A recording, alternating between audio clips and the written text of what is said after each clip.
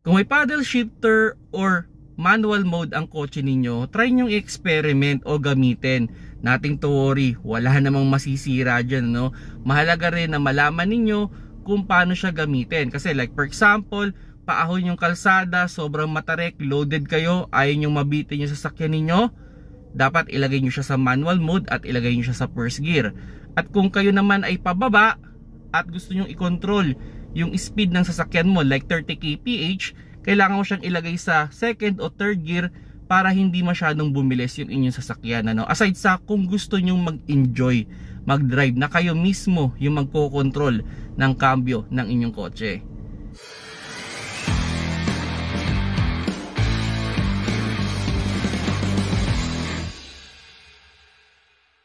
Hello mga paps, I'm Kuya Shane at may na-receive akong question, paano daw ba gamitin yung paddle shifter or manual mode.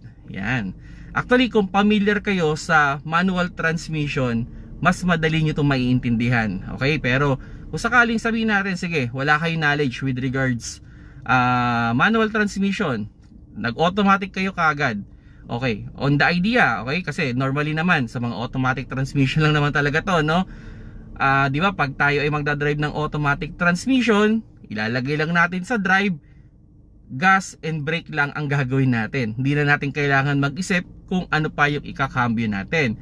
Pero yun nga, kung may manual mode yung inyong sasakyan, like meron kayong nakapapansin dyan na plus minus sa inyong shifter, o yung may paddle shifter kayo, no? Nakikita nyo sa ilalim ng inyong manubela, may plus and minus sa kabilaan. So you can use it naman. Okay, wala namang problema. Kahit mabilis ang takbo ninyo, mag-switch kayo to manual mode. Pero syempre, mas ideal na mabagal lang sana yung takbo ninyo kung mag-shift kayo to manual mode, from drive to manual mode or from manual mode going to drive. Sana na in control speed lang tayo. Okay, for the safety lang naman yon.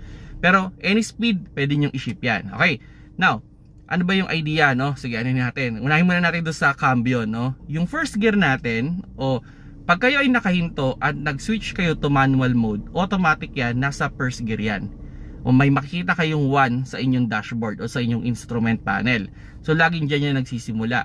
So ang 1 is malakas ang hatak, okay? Pero mabagal ang takbo.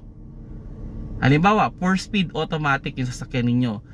Yung 5th gear naman, o yung 4th gear, ito yung mabilis siya, pero mahina ang hatak. Kumbaga sa pang-ahon, yung 1st gear. Kung pabilisan, yung 4th gear. Okay. So halimbawa, okay, magpapaandar kayo ng isang sasakyan na may manual mode or may paddle shifter. So ang normal dyan, pag pinaandar nyo na yan, okay, idea lang naman to, no? At least kung kayo na yung magdadrive, may idea na kayo kung paano gamitin. Okay, so mapapansin niyo ang isang sasakyan na naka manual mode, hindi yan magtataas ng cambio. Kayo talaga ang magpa-plus. Okay, so halimbawa tumatakbo kayo ng mga 20 kph, mapapansin nyo dyan, maingay na yung makina, mataas yung RPM ninyo. So ngayon, para mas lalong bumilis yan, kailangan mong mag-plus. Okay? Magpa-plus ka. O doon sa shifter mo, ilalagay, mag-aakat ka ng isa. Magpa-plus yan. So, bibilis yan. So, halimbawa, tumatakbo ka na ng mga 30 to 40 kph, magdadagdag ka ulit. So, magpa-plus ka. So, makita mo, magta-third gear na yan sa inyong instrument panel. So, halimbawa, gusto mong pabilisin pa ulit, pwede kang mag-up ulit. Okay? Then, gusto mong pamagalin. Okay?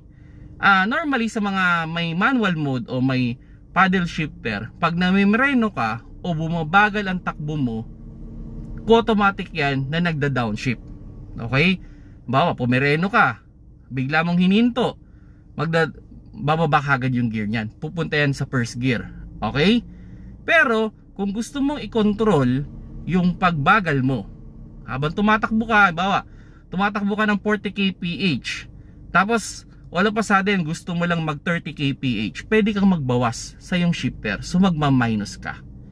Okay? Yun lang naman yung idea doon, ano? So plus and minus. Now, pag nahihirapan ng umahon yung sasakyan mo, commonly sa may mga manual mode, automatic din siyang nagbabawas ng cambio para umahon talaga siya. Okay? So yun yung kinaganda, no, sa may mga manual mode. hindi mo masyadong poproblemahin yung pagda-downshift. Actually, puro upshift lang talaga halos yung gagawin mo. Pero, yun nga, kung gusto mong, sa tingin mo, halimbawa, kesa mamereno ka, pwede mong gamitin yung downshift, no? O magma-minus ka. So, babagal ng babagal yung takbo ng sasakyan mo. Okay? Instead na magpreno ka, gagamitin mo na yung makina mo tsaka yung transmission mo para bumagal yung takbo mo. So, ang pinaka-purpose talaga niyan, okay?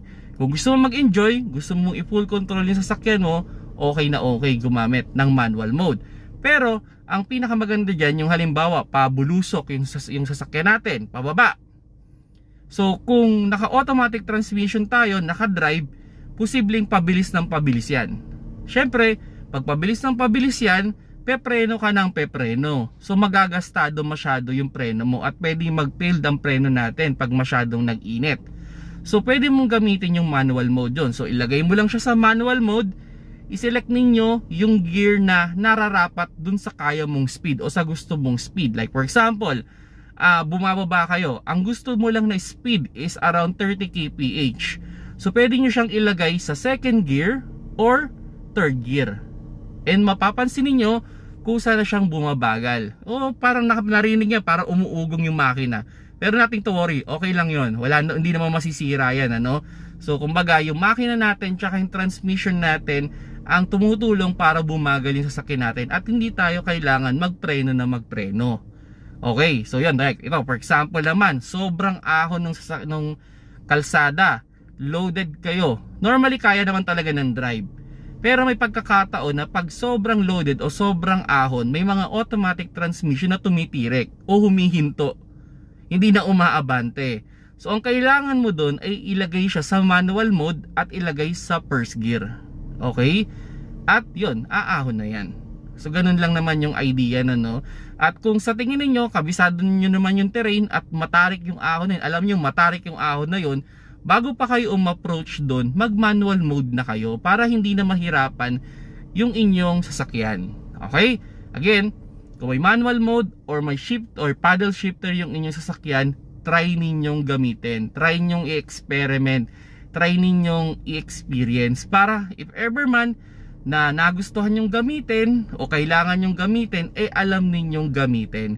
Kasi nga, yun nga, no, pwedeng magamit nyo yan sa pagbaba, pag-akyat, at kung gusto nyo mag-enjoy. So yun mga paps, so yan lang naman yung idea with regards manual mode or paddle shifter.